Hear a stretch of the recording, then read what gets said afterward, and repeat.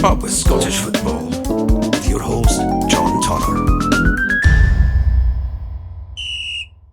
So in this week's episode of the Low Ball Show, we have a man who has been on the radio, covered many different aspects of Scottish football on the TV, and at one time was the voice of Scottish football on Scott Sport, and has also done numerous other kind of television credits in regards to that, and has also been a columnist in numerous newspapers. My guest today is Jim Delahunt. Jim, thank you for joining us today. Thank you very much for the invitation, John. Delighted to come on and have a blether.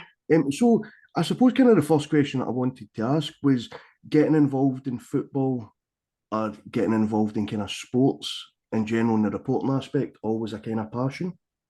Very much so. I think sport from a very young age was a passion of mine, particularly football. I mean, I think if you're brought up anywhere in the west of Scotland back in the 60s and 70s, then you kicked a ball against a wall. And I certainly did that morning, noon and night. And when I went to school, I played football every day, break time, lunchtime, after school.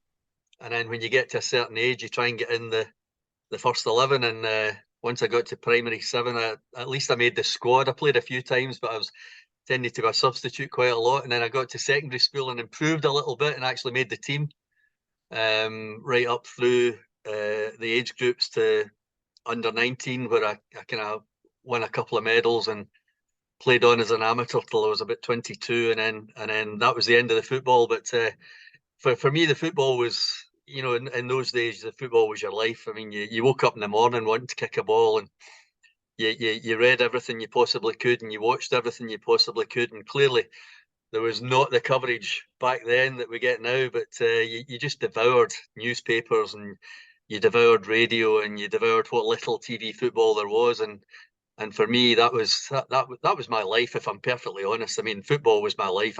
I got into the horse racing, which I'm sure you'll mention.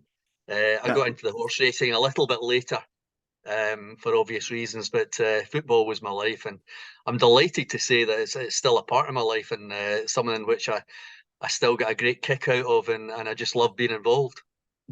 And with you and getting involved in it, how difficult was that to kind of, because, at one stage, and, I'm sure many will agree, your voice was literally the voice of Scottish football. How kind of difficult was that to get to that stage and kind of break in? I don't want to say it was an accident, but I mean, these things tend to just happen. And I was pretty clear I wanted to be a journalist. So that was first and foremost. So I did a degree at uni, which was a BA in business studies, which technically I've never used, but I suppose you use the life skills, don't you? So technically I've never used that, which was specialising in economics and accounts and Scots law, which of course is a key thing for journalism. And I looked for a full-time job as a journalist, couldn't get one. I kicked about for 2.5 years, just doing little freelance jobs. And then I got a full-time job in a local paper in Kilmarnock. And that led to a full-time job in a radio station in Ayr. That led to a full-time job on a daily newspaper. That led to a full-time job on another radio station as an editor. And from there, I got a phone call to go to STV. But I went to STV as a news producer. I didn't go as a presenter or anything. I went as a news producer and was producing the bulletins for guys like Angus Simpson to read out on air. And one day I stood in. That was how I got my break. I stood in. I obviously did something right. And the next thing, I was walking along the corridor one day, and Hazel Irvine passed me, and Hazel was presenting the programme Extra Time at the time. And she said, "I hear you're doing the news tonight." And I said, "Am I?" I said, "Yeah, I've heard that." So, of course, they hadn't told me in case they got me worried. So Hazel let the cat out of the bag. And that night I made my debut on Scotland Today doing the sports news, actually. I think I was standing in for, must have been Jim White. I can't actually remember, but it must have been Jim White. And it just took off from there. And I did 8 years presenting Scotland Today, and then moved on to Scott Sport, did another 8 years. So I can see where the voice of Scottish football comes from. But 16 years on council telly, you do tend to be pretty well known. Yeah. And I mean, obviously, over the kind of course of time, you would have seen a lot of different you know, as you say, the coverage kind of from years ago up until the coverage we've got now. How did you see that progressing from when you first began up until the kind of throughout the years? Well, when I was doing Scott Sport, it was basically Scott Sport on one channel and Sports Scene on the other channel. There wasn't much else. I mean, when I started, there wasn't any even Italian football on Channel 4, never mind anything on Sky Sports. But Sky Sports was getting bigger all the time, and Sky Sports actually got in bed with Scottish Television at one point and launched a channel called Sky Scottish, which was heavily football. And I actually moved from STV to Sky Scottish and did a year on the satellite channel, and basically did a football show 3 nights a week, a results show on a Saturday, a highlight show on a Sunday. And that really got me going in terms of presentation of the actual football as opposed to the sports news.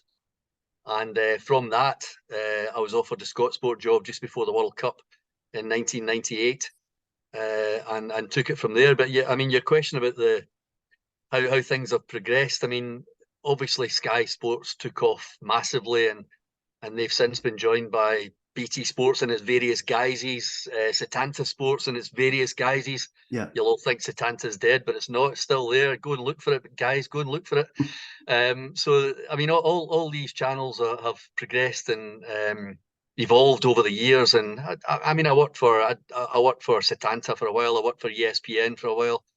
As I say, I did that Sky Scottish channel. I've done radio. So, I mean, you basically go where the work is, I suppose. And as things have progressed, I've had experience of them all, and I wish I mean all the guys that are doing it just now, I wish them all the best, and I enjoy watching all the coverage. I take in as much as I possibly can, and certainly no jealousy. And when you were back, so obviously, you know, were you going through the kind of different stages that you had, you know, in various different roles? Did you get a chance to properly take in much football throughout the years in regards to maybe experiencing games? Yeah. When I was on Scott Sport as the presenter, I made sure that I was at a game every Saturday. So it would mostly be the main outside broadcast match. So I would go along with the commentator, with the producer, with the director, have a coffee with everybody before the game, sit in the gantry beside the commentator through the game, take my notes for the edit later on, do the after-match interviews, so that it was not only was my face on the telly, it was also my voice asking the questions. So I did make a point of being at as many games as possible. I would go to midweek games on my own just to have a look and see how teams were doing. I mean, we did a lot of European games back then because ITV Scotland had the Champions League. So I did Champions League for 8 years, both the live games and the highlight shows later in the evening.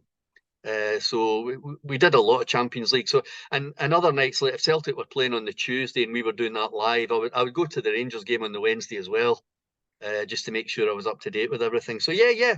I mean, your question is, did I see a lot of football? The answer is yes. I wasn't just stuck in a studio, so it was great. And did you ever get caught cheating any times? Bizarrely, I mean, everybody will laugh at this, but bizarrely, I used to support whatever team we were covering. If it was Celtic, Rangers, or I think we did a few Aberdeen and a few Hearts, but I mean, mostly it was Celtic and Rangers, and you wanted them to progress. And the reason you wanted them to progress was you wanted to be doing the games live in the next round. It was as simple as that. You didn't want to do 8 games and then not do anything after Christmas. You wanted them to progress. So you supported Celtic and Rangers in those games. And obviously when we were doing Scotland games, it went without saying that you had your tartan scarf under the desk. And was there ever like a place, you know, where you would go to and you would watch, like you would take in a game and you literally just looked about and went, wow?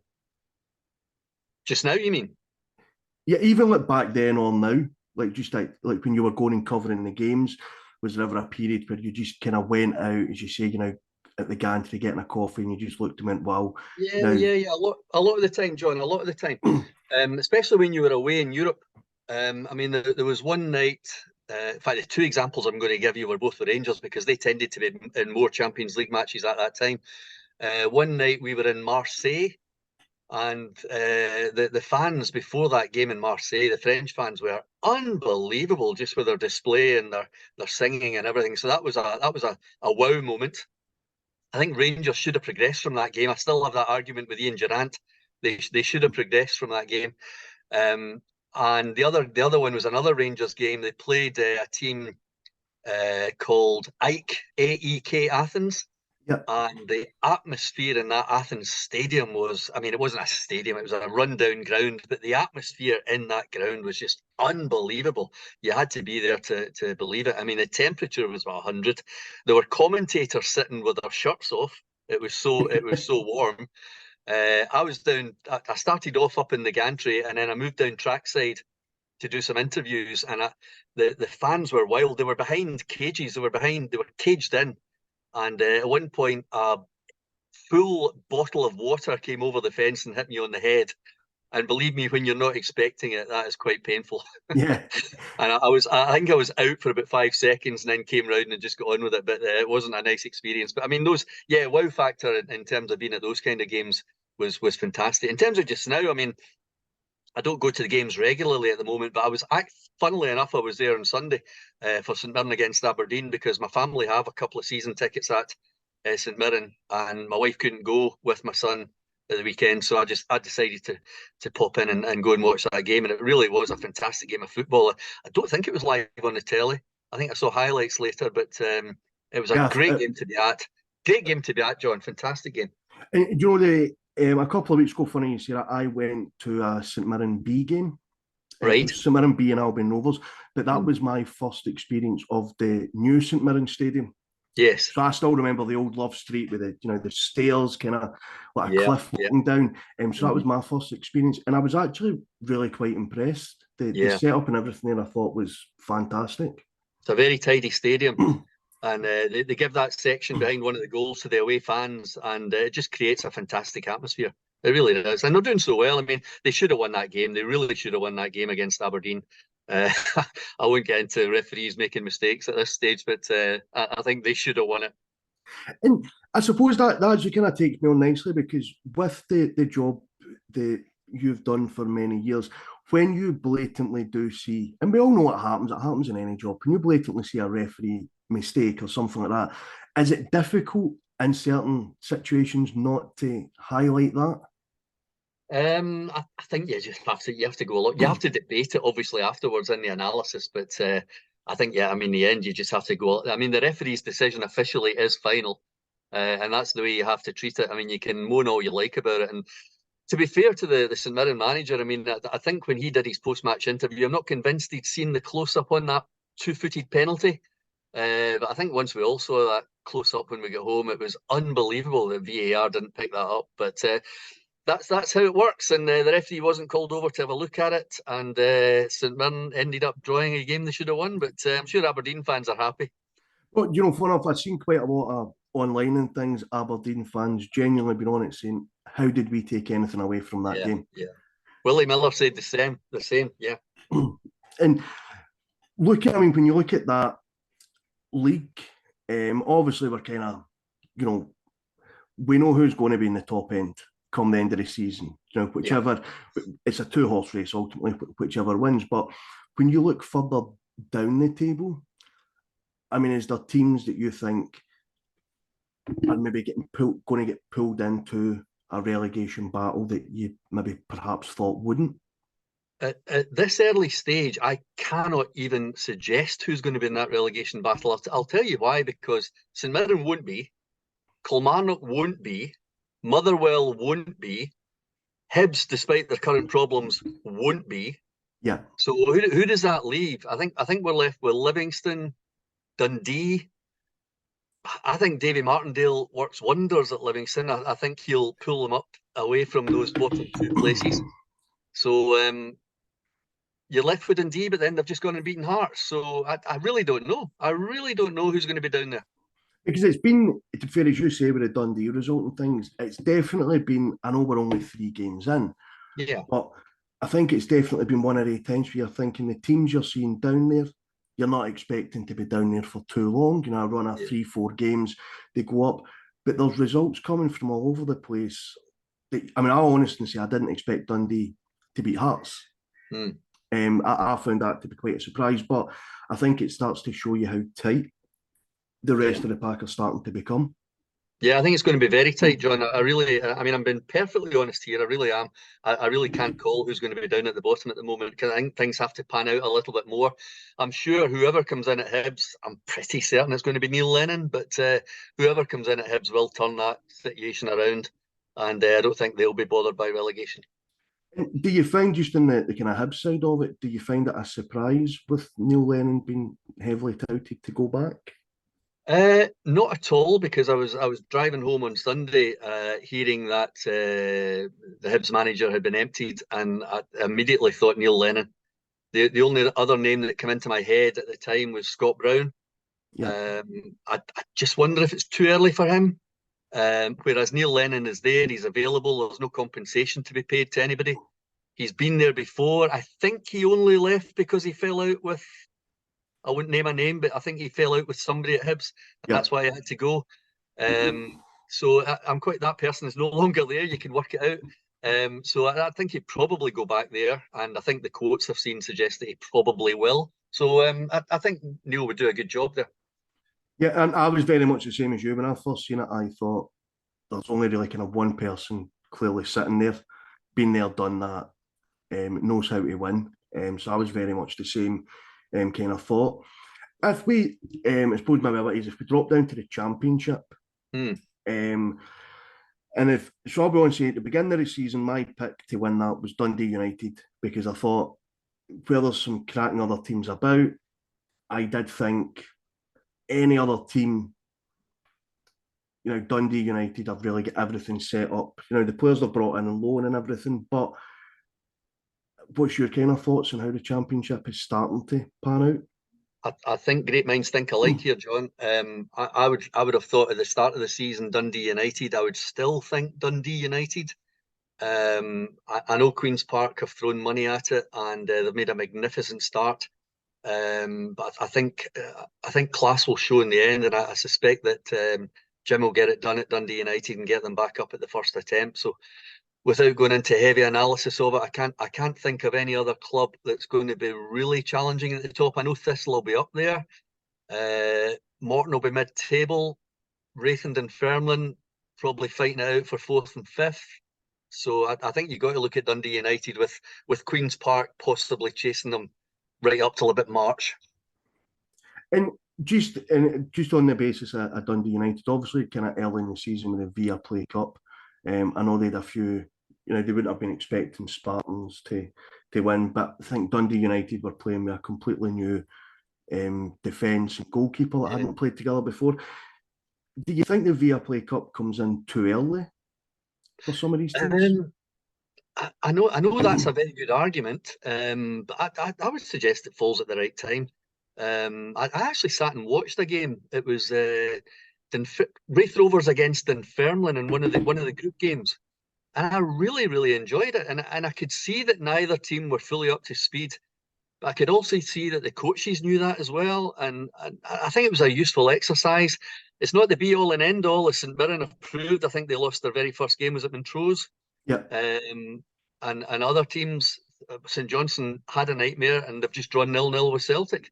So it gets a lot of things out of the way and gets a lot of things out of their systems. And I don't think it's a bad thing starting that early. If I mean, the teams can vote it out. The teams can say we don't want to do this, but they haven't, and they're going along with it. And I don't think it's a bad thing at all. And funny you saying with the St Johnstone, I watched Kilmarnock. They played. So where I stay is right next to Albion Rovers ground. Right. So when I seen that game was on, I thought nothing else on. I'm going to jump down and have a watch. And I was really disappointed with Kilmarnock. Again, Right. very early on, they won 2-1. But to be fair, any Albion Rovers fan could have walked away and said, I was disappointed not getting anything. And then within a matter of weeks, they play both Rangers and Celtic. And win. Yeah. And I just thought that, and it's as you say, it's kind of maybe blowing the cobwebs off. And because if you would have watched that game, you would never have guessed that I actually touted them at that point to possibly struggle. I'll be honest, that completely worst thing that I've done, because since then they've went out and they've beat both Rangers and Celtic. Yeah. And that park, I think that park down at Rugby Park plays a big part in it. Teams do find it difficult going there.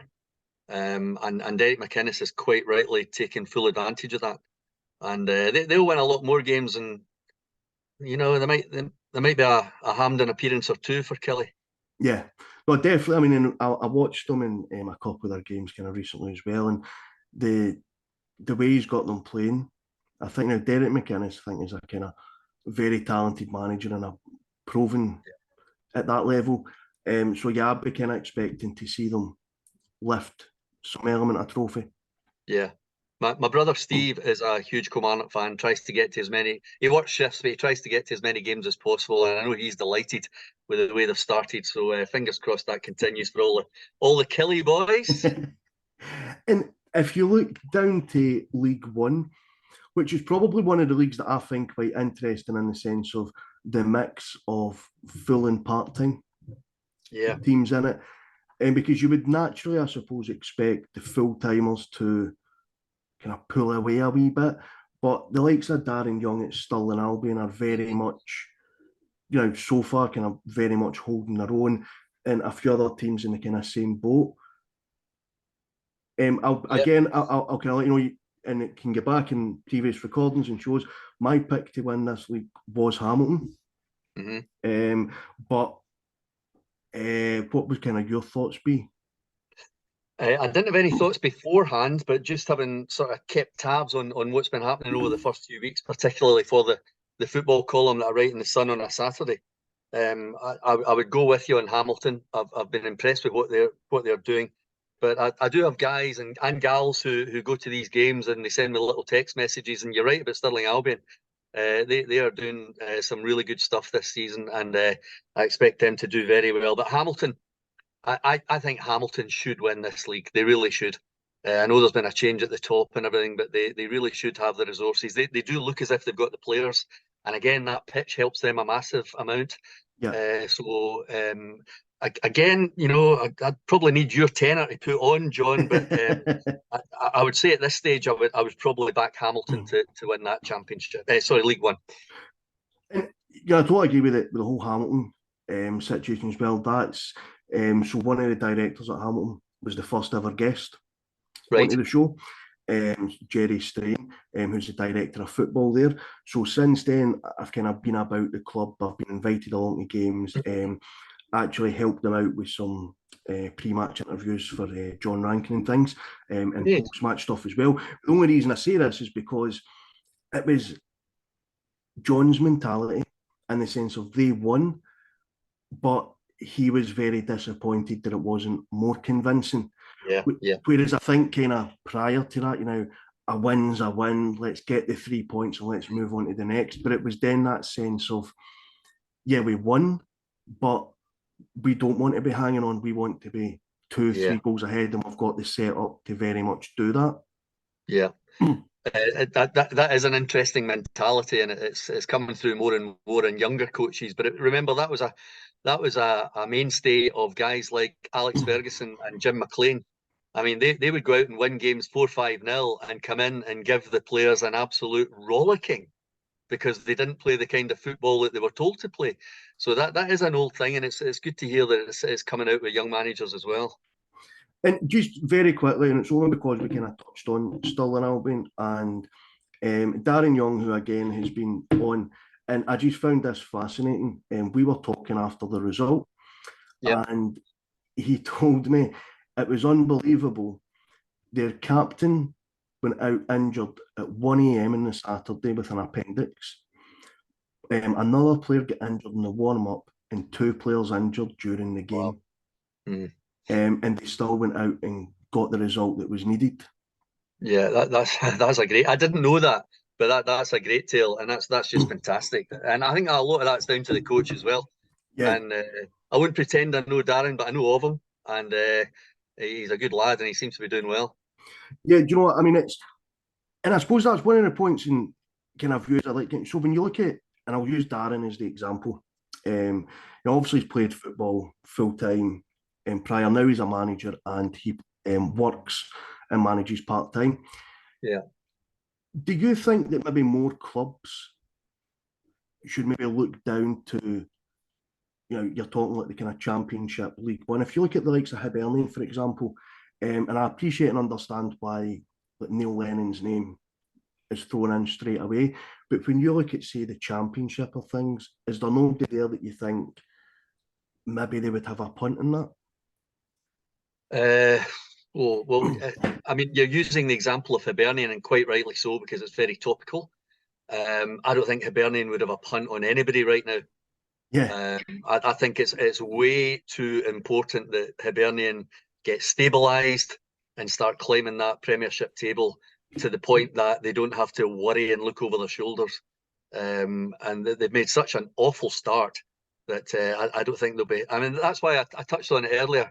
The second name which came to mind when I was driving home after the St Mirren game, having had just heard that Hibs had sacked their manager, but the second name that came to mind was Scott Brown.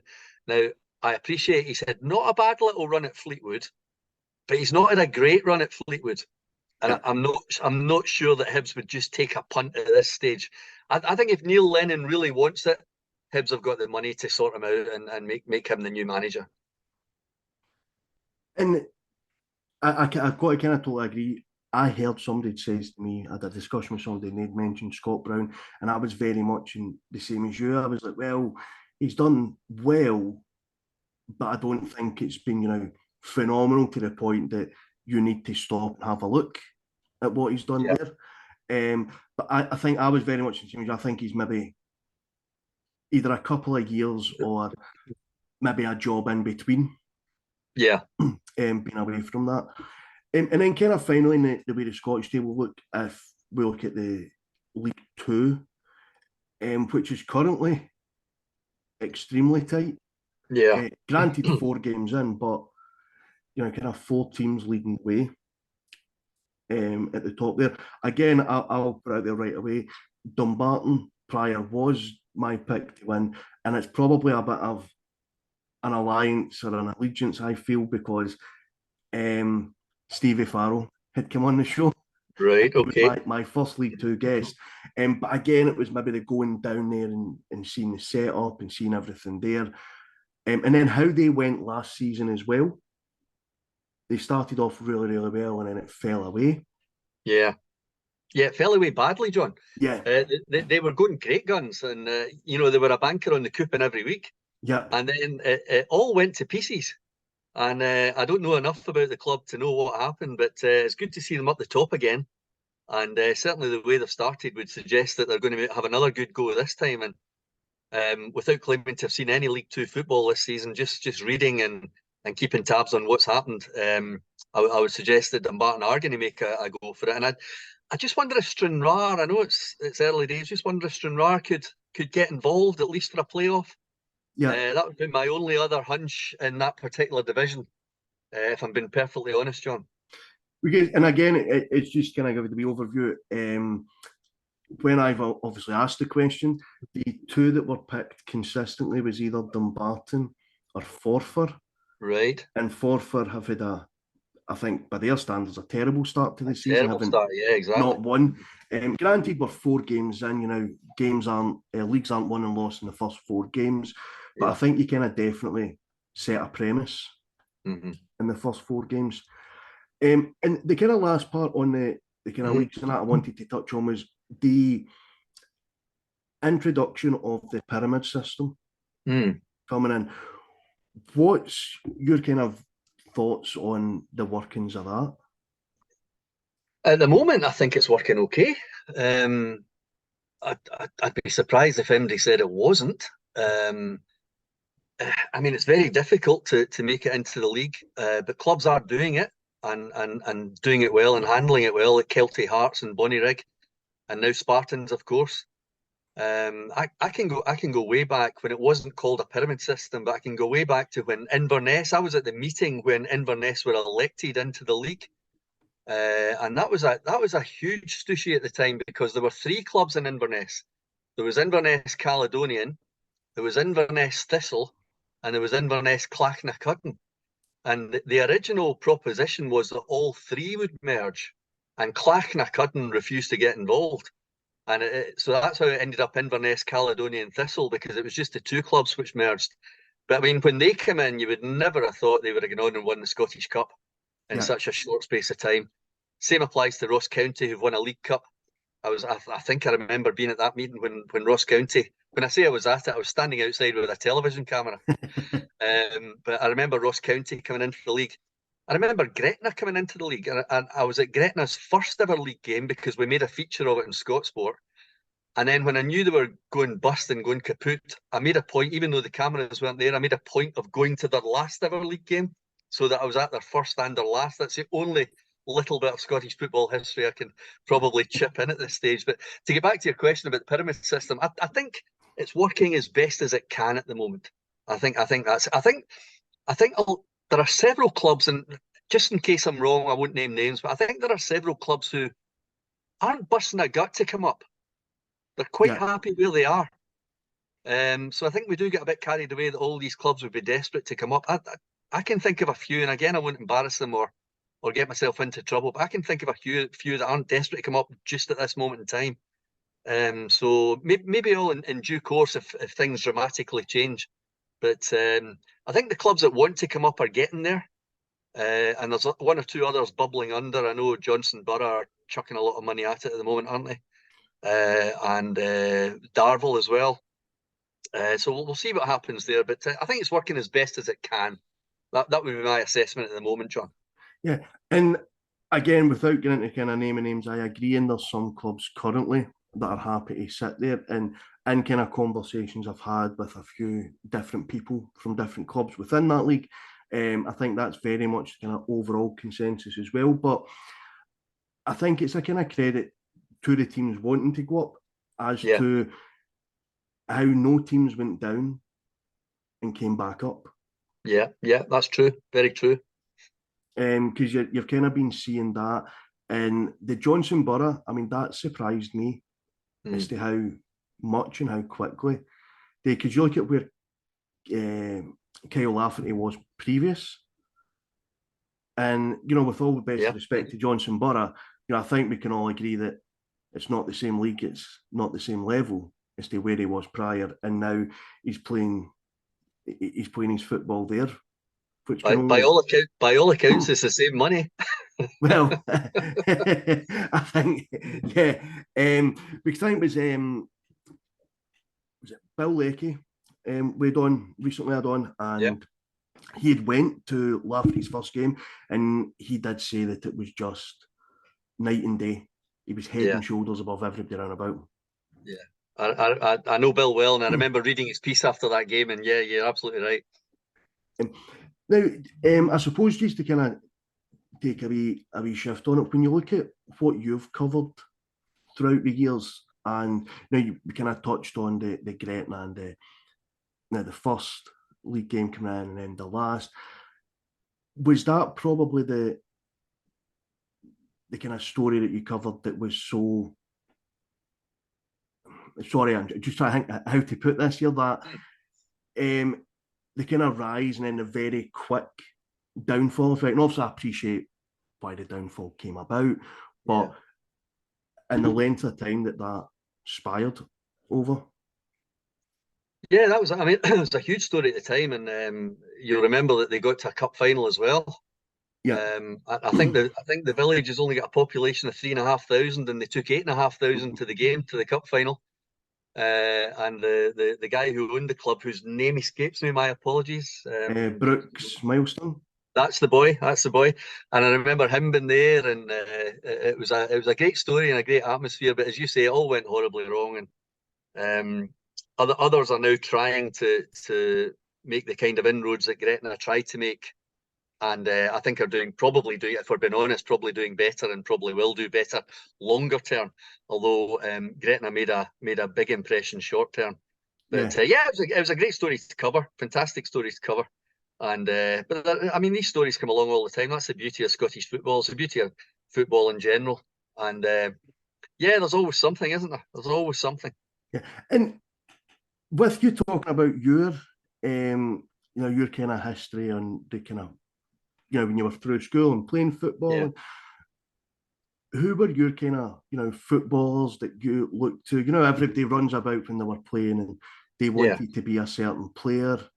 Was there Mm. anybody that you kind of looked at and went, that's, somebody that you looked to and was your kind of idol in football in terms?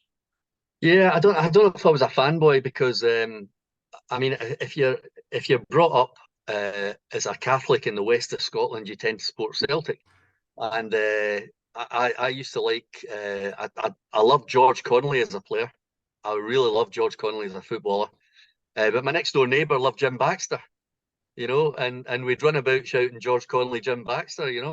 So that was when I was really young. But once I was growing up, I tended to, certainly in my teenage years, I tended to play more football than I did watch, in terms of physically going, because we play Saturday morning for the school, Saturday afternoon for the amateur team, and Sunday morning for the pub team. Because once you got to about 15, 16, you get a game for the pub team. So I played 3 games every weekend. So there wasn't a great deal of time for going to football, but I would get to an occasional Celtic game. I had a friend that took me to Ayr United games, would you believe? I must have been at maybe between 15 and 20 Ayr United games when I was growing up, because it was just along the road from Saltcoats. Yeah. And I've been at a lot of Kilmarnock games, rubbish Kilmarnock games, not just Kilmarnock Celtic, Kilmarnock Rangers, like real rubbish Kilmarnock games, because it was 50 pence in the bus and it wasn't much more to get in. So yeah, growing up, football was part of my life. It was a big part of my life in terms of uh, playing the game and watching the game. But I don't know about idols. I'm not convinced I had any idols. So I have mentioned George Connolly. I think I mentioned George in another interview, and I think I aspired as a footballer to play the ball along the ground like George Connolly did, and I probably never ever got there because I was extremely mediocre. I mean, at our secondary school, Roy Aiken was 3 years above me, and Stevie Clark was 1 year below me, and I was stuck in the middle, absolutely hopeless. So, um, but it was a school which thrived on football, and I'm delighted it's no longer there. Actually, St Andrews Academy in Saltcoats, but it was a great school for football at the time back in the day.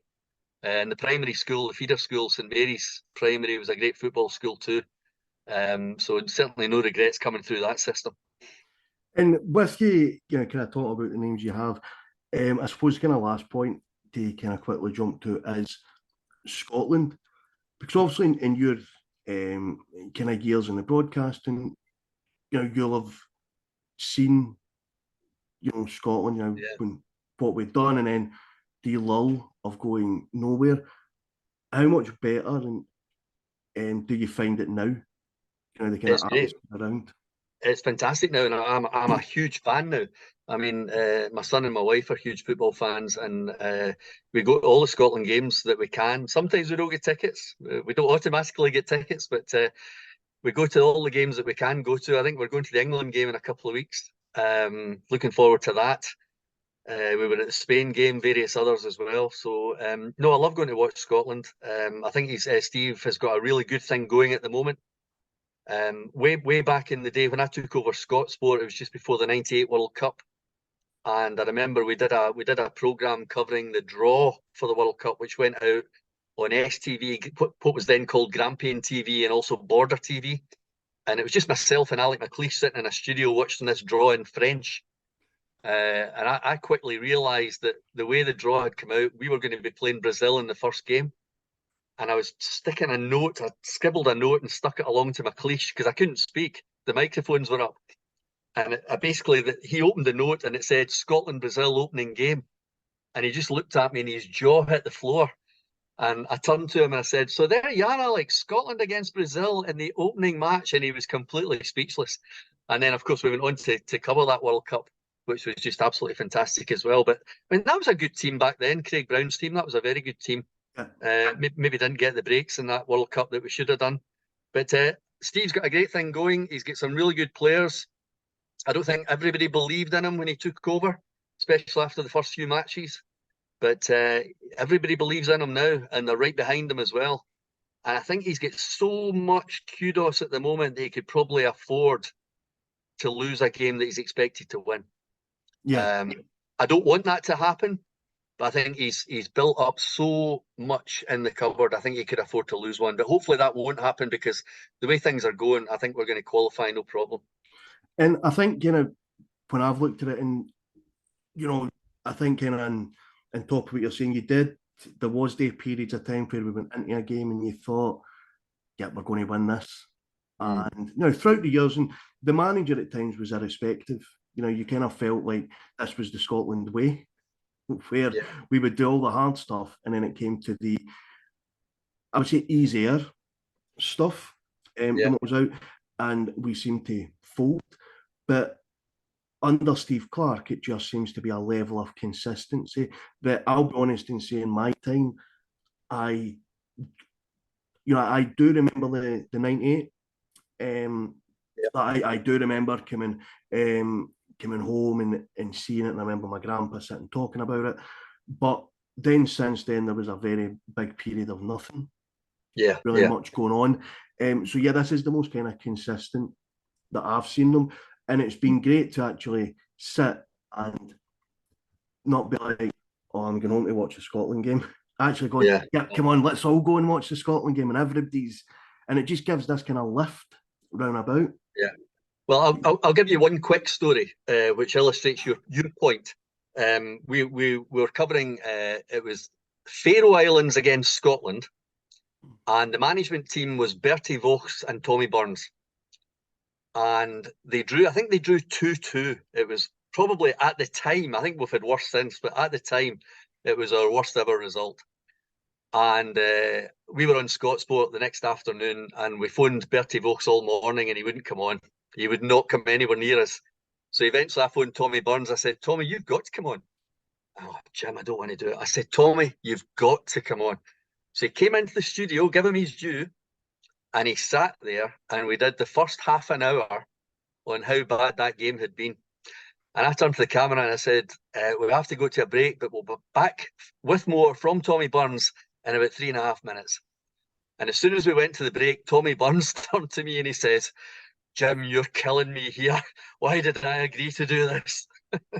But poor old Tommy was the fall guy, because Bertie Vogts wouldn't come near the TV studio, and poor Tommy had to come in and justify and try and explain what a poor performance that was. And I was forever grateful to him for doing it. The late, great Tommy Burns. Yeah. And, as you say, any kind of stories and that you always hear with them, it's always a, gratitude and laughs and everything. And with, I suppose, the kind of final question, just to kind of touch on what you says, when you look at the interviews and everything you've kind of done throughout the years, was there one person that you would have loved to have maybe spoken with or interviewed that you never, for whatever reason, get the chance to? I would have to stray away from football here, John. Yeah, that's fine. Because I've interviewed Mike Tyson, and I got a great interview with Mike Tyson on the pretext that we'd talk about pigeon racing. I know that sounds ridiculous, but he's right into pigeon racing. And he said, if you talk to me about pigeon racing, I'll talk to you about boxing.